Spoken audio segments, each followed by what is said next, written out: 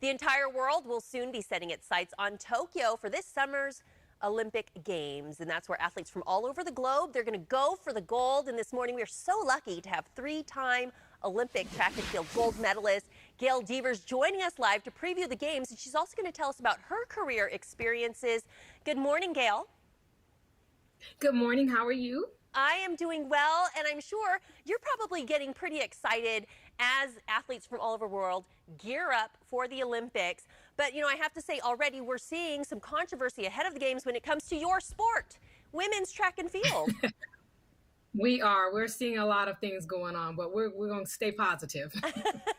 Well, talk about your experience and maybe just some of the challenges that you're familiar with that those athletes are going through as they make their way there.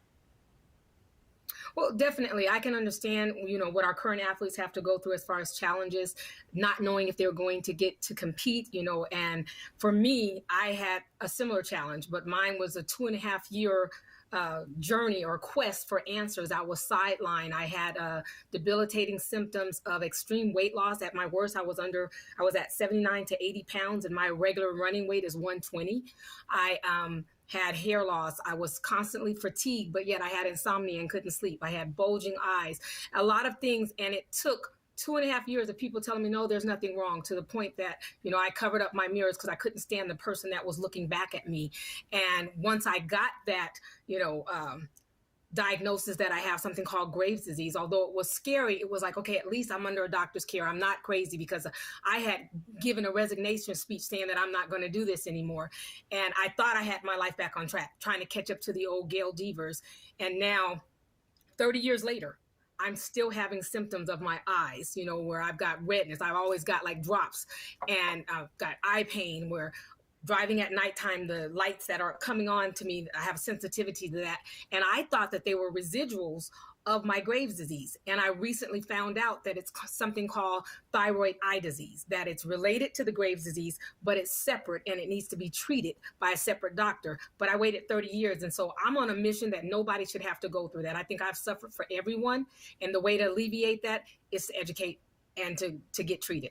Well, that's great that you're spreading that message and letting other people know they're not alone. But you were still, amidst everything you were going through, you were able to win gold medals. And that's the thing about being an advocate for your own health. And when you know your body and you depend on your body and you feel like your body's letting you down, you have to keep pursuing until you get an answer. Once I got that answer, I always tell people I have sticky notes and I write my goals down, I sign them, and that's my thing that I'm going to, stay focused. So once I got that diagnosis, it was like, okay, I can come back. I'm trying to catch up to the old Gail, and then I want to pass her. And I always tell the story about, back then they had lane draws and I was in lane 2. Usually if they thought you were 1 to win, they gave you lane 4, 5, and 6. I was in 2. So it kind of tells you what they thought about me. But it was about what you believe. You have to keep believing in yourself. And when times get hard, challenges, we're all faced with challenges. You either can conquer it or you can be conquered. You have to dig deep down inside yourself to find that inner strength to say you're going to keep going. Well, obviously, you have been able to overcome those challenges. And as you mentioned, you're still promoting awareness and you're hoping others can relate to what you've gone through, what you're still going through. July is Graves' Disease Awareness Month. Yeah.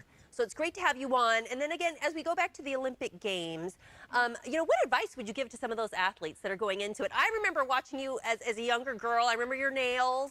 And it was always so exciting. But I cannot imagine the pressure these guys must be under. You know what? I tell even the people that I mentor, look at what you've gone through with this pandemic of not knowing if the games were going to go off. What did you have to do? You had to stay ready. Staying ready means that you're going to go to the Olympic Games. It's just a different venue. Training. What do you do every day? You train. It may be, you're used to going to a track, but you had to figure out how to do it in your garage or at the local park. But the goal is to be ready. When you have challenges that you have to face, let those challenges fuel you so that there's a undying fire in you that when I get the chance to get out there and perform, I'm going to give it my best, and that's what I think you're going to see, some great performances from these athletes.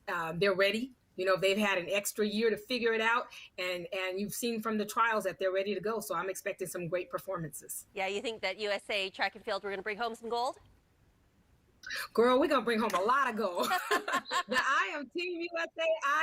I'm waiting. I'm timing it. I've got my not VCR, but whatever we do to figure out what. That shows you how old I am. Don't date yourself, girl. Yes, right. Thank I'm you 21, so, forever 21. all right, forever 21. Gail, thank you so much for joining us. And you can see On Track with Gail on Instagram at I'm Gail Devers.